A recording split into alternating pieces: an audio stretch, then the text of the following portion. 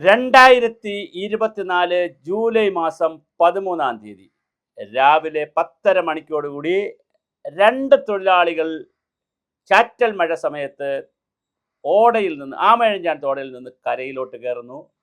2 പേരും ചായ കുടിക്കുന്നു. അവർ ചായയും സ്നാക്സും എല്ലാം കഴിക്കുന്നു, വടയെന്തോ കഴിക്കുന്നു.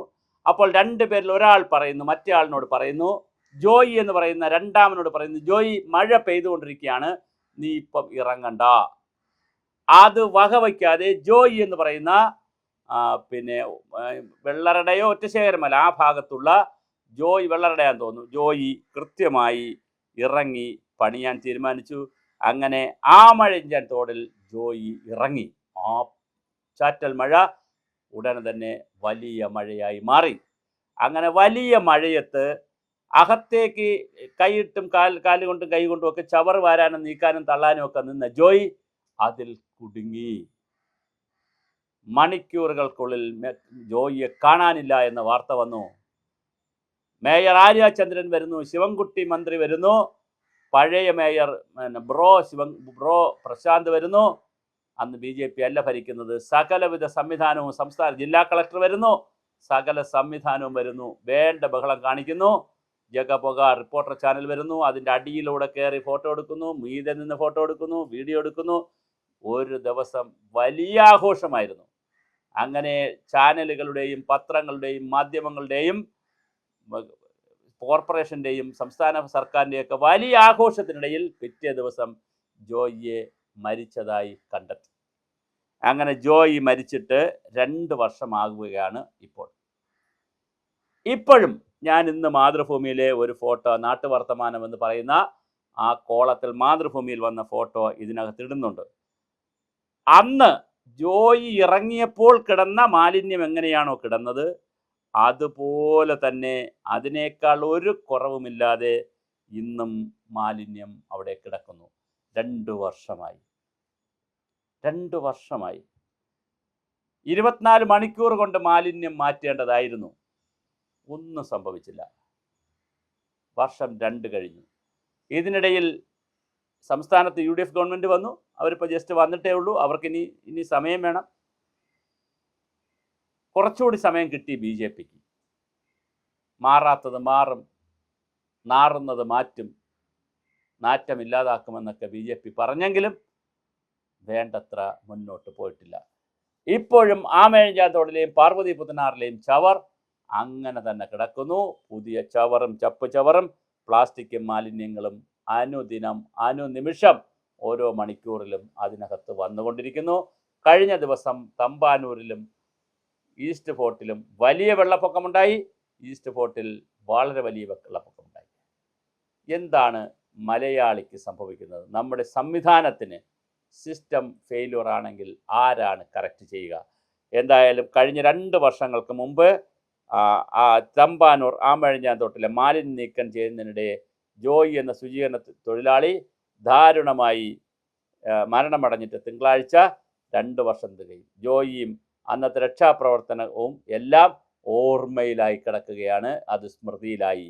എന്നാൽ ആമഴഞ്ചാൻ തോടിലെ മാലിന്യം ഇന്നും പഴയപടി തന്നെ കിടക്കുന്നു. മാലിന്യ നീക്കത്തിന് ആധുനിക സംവിധാനങ്ങൾ ഉണ്ടായിട്ടും ഇവിടെ ഒന്നിനും ഒരു മാറ്റവും ഉണ്ടായിട്ടില്ല.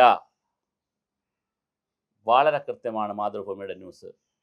എന്താണ് നമ്മൾ ഈ രാജ്യത്ത് ചെയ്യുന്നത്? നമുക്കെവിടെയാണ് പിഴച്ചത്? ഇത് ഈ ഒരു ചെറിയ കാര്യം ചെയ്യാതെ, ഒരു തോട്ടിൽ കിടക്കുന്ന മാലിന്യങ്ങൾ വാരിക്കളയാനുള്ള ചെറിയ ഒരു കാര്യം നമ്മൾ ചെയ്യാതെ, നമ്മൾ സ്മാർട്ട് സിറ്റിയെക്കുറിച്ച് വലിയ വായിൽ മസ്കറ്റ് ഹോട്ടലിൽ ചർച്ചകൾ നടത്തും. വലിയ AC റൂമുകളിൽ ഇരുന്ന് നമ്മൾ വലിയ ഭരണം നടത്തും.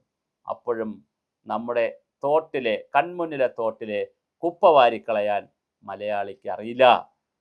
അത്ര ലളിതമാണ്. സാങ്കേതികവിദ്യകൾ ധാരാളമുണ്ട്. ഡ്രഡ്ജിങ്ങിനുള്ള സാങ്കേതികവിദ്യയുണ്ട്. കൈകൊണ്ട് വാരിക്കളയാം, എല്ലാം എന്തൊക്കെയോ ചെയ്യാം, ഒരുപാട് കാര്യങ്ങൾ ചെയ്യാം. പക്ഷേ ഒരു കാര്യവും നടക്കുന്നില്ല എന്നുള്ളതും പരസ്പരം പഴിചാരുകയും പരസ്പരം കുറ്റപ്പെടുത്തുകയും, ഇപ്പോൾ കഴിഞ്ഞ 50 വർഷമായി അവിടെ കിടക്കുന്ന മാലിന്യം ഇപ്പോൾ 5 മാസം കൊണ്ട് മാറ്റാത്തെന്തടാന്ന് BJPയോട്. ഞങ്ങൾക്ക് 5 മാസമേ കിട്ടിയുള്ളൂ, ഞങ്ങൾ അതുകൊണ്ട് കുറച്ചു കാലം കൂടെ കിട്ടിയാൽ കുറച്ചുകൂടെ മാലിന്യം അവിടെ നിറയ്ക്കാമെന്ന് BJP. ഇത് രണ്ടിനെയും വെല്ലുന്ന രീതിയിൽ സംസ്ഥാന സർക്കാരുകൾ എന്താണ് സംഭവിക്കുന്നത്?